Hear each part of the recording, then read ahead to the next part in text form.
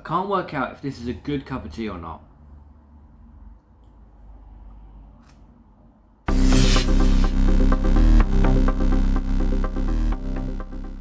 Hey guys, it's Sam from Mandarin Duck. I hope you're all doing well.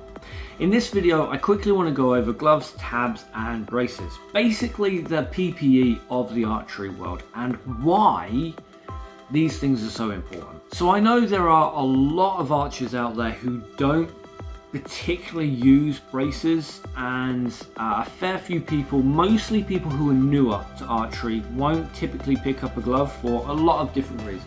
To my knowledge, there's only a handful of bows out there that you can shoot with naked fingers, and again, to my knowledge, they are only lever action bows. They are very specialist in what is already quite a niche area of sports. If you are picking up a bow, you should absolutely have finger protection. I know there are videos of me not wearing gloves and me not wearing braces, and I do get my butt kicked by fans of archery for not having that. All the critiques that I get for that is well justified. I have no excuse. I really don't. I have no excuse. I should always practice what I preach, especially when it comes to archery, and always have the right gear. Now, braces are kind of an obvious one. There are some styles of archery where wearing a bracer isn't necessarily needed, but certainly if you do mess up with archery to the point where you need to wear a bracer and you get that string slap, it's an immediate correction. Straight away, it's an immediate, you messed up. You should be protecting your arm. Sometimes, yeah, if you bend your elbow just a bit more, if you rotate your shoulder, poke out your elbow, then you might be able to get that clearance every time, and you wouldn't necessarily need a bracer. But there are also bows where you'd have to wear a bracer regardless. For me, every time I've shot a longbow, regardless of how I've tried to shoot it, I've always felt that string hit my forearm. So a bracer like this is absolutely vital, and this is of course the Mandarin Duck's Ranger. The photos on the website, the images that even I've put out, really don't do this thing justice. It is so gorgeous, and I think for a lot of archers, certainly myself included. Now, I'm used to bracers that have almost like a buckle system and constantly having to tighten it up and make sure, which can take a lot of time. So when this turned up the other day and I finally got my hands on this bracer, I was pretty stunned with how easy and how quick it is just to put it on your wrist. That's it, just a few seconds and it's there. Now obviously this one is just that little bit too big for my forearm at the moment, but that is because it is high quality leather and because I've not had the opportunity to have a lot of shooting in the few days that it's actually been here. But this is going to curve around to my arm in time, and certainly considering that right now it's January and it's really cold in the UK, some parts of the UK even have snow. This is absolutely fantastic for putting on whilst I've got my hoodie on, and even if I've got a thick cardi or even a coat on. The fact that this is the size that it is means that I can put them on practically anything I'm wearing. So I don't really have an excuse to not keep my forearm protected. And certainly when you have that protection on your forearm, it does allow you to be more creative when you're trying to learn different styles. This of course is the Thorn from Mandarin Duck. Now anyone who knows me, anyone who's seen some of my old videos, you know I have a massive soft spot for horse bows and for Chinese archery. It's how basically I started. I made my first longbow out of PVC. Yes, I realise all the backlash I get from that, and it's well deserved. But the first bow I bought was a Chinese horse bow, so I love horse bows in general. And the fact that this is just such a good bow, such a fun little shooter, it really is. The benefit of that is that it allows me to shoot in different styles. So I can start shooting with Mediterranean, maybe a little bit more of a cant than I would normally have. And I'm not as concerned about being punished so harshly because I've got a decent protection on my arm. I've got a decent bracer that's stopping me from, well, having massive whelps come up on my forearm. Now, I'm not going to put these images in this video, but it's a very, very quick search online to see just how painful and just how brutal some string slaps can be. Now, in my opinion, the far more dangerous side of this is not having anything to protect your fingers on your shooting hand. So this is not having a tab or a glove of any description, not using any kind of shooting releases or shooting aids. This is far more dangerous in my opinion, because if you get string slap, it's immediate. You know you messed up. You know somewhere along the line, either because of the bow that you're shooting or because of your form, something needs to be looked at. When it comes to not wearing a tab or a glove or anything like that, the effect isn't necessarily immediate. The danger is nerve damage. And that's not something that you'll get just after a day of shooting. You might get sore fingers.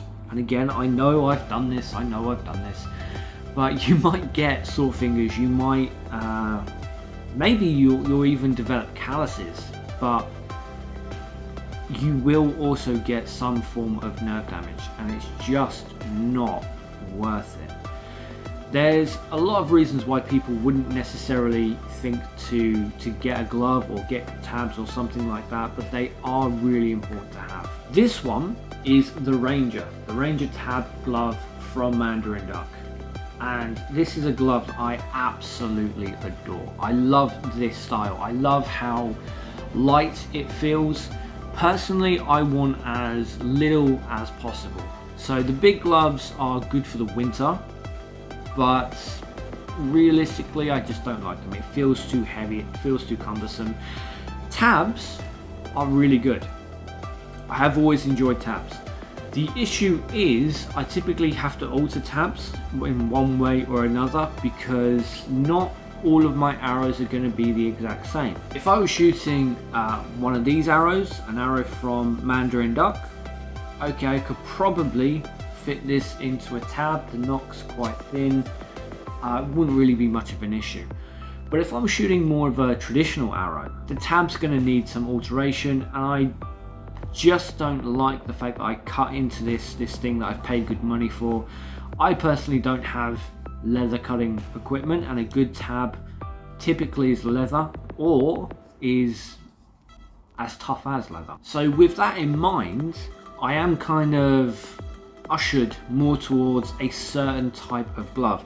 And in fact, this is the type of glove that I go more towards. I prefer something that can easily wrap around my wrist, something that I can either put over a hoodie or over a t-shirt or over something like that, or put underneath if I need to, with light tabs that just easily come off and come back on. That for me is the best of everything. My fingers are protected. And with this particular tab glove, this is thick, tough, well done leather work. So when I grab any kind of bow, when I do any kind of typical draw, this feels solid, this feels safe, this feels like I can shoot for a solid day and never ever have to worry about the ends of my fingers hurting, about worrying about nerve damage in the next 10, 20 years. Because I hate to break it to the younger viewers, but you're old for a lot longer than you're young. This kind of glove for me is perfect. Now, a shooting glove is a very personal thing. It's like your archery equipment. Your archery equipment in general is a very personal thing, but you certainly have a lot of options out there to experiment with. And as I said, I've quite enjoyed shooting with a tab. especially in the summer, but it does depend on what arrows I'm using, because that could mess up my shots, and I don't necessarily want to cut into my tabs. It's not something that I particularly like enjoying. I want to have the product and then be able to go. And when it comes to gloves, the fully encased gloves, that on a cold day is something that's really good, but certainly when we get more into summer, my hands are going to swear. I'm not going to be comfortable in the glove, I'm not going to be comfortable shooting, so I'm not going to be focused on the shot, I'm just going to be focused on how uncomfortable I am, which is not something I want. But something like this, a tab glove, for me is great. I can get a half decent pair of gloves on, and then I can put the tab on top. I like archery equipment that conforms to what I need, how I like to shoot, and what gives me options. So this bracer, the Ranger bracer, gives me the option to go out and shoot as I am now, or if I want to put on a thick hoodie or a thick cardi, I can shoot with this bracer on top of everything or underneath everything. With this glove, the Ranger glove, it gives me the option to shoot with my hand as it is, or to put on a thermal glove to make sure I'm warm in these colder months, and I'm still able to shoot any kind of arrow from any kind of bow that I want to shoot, and I'm protected.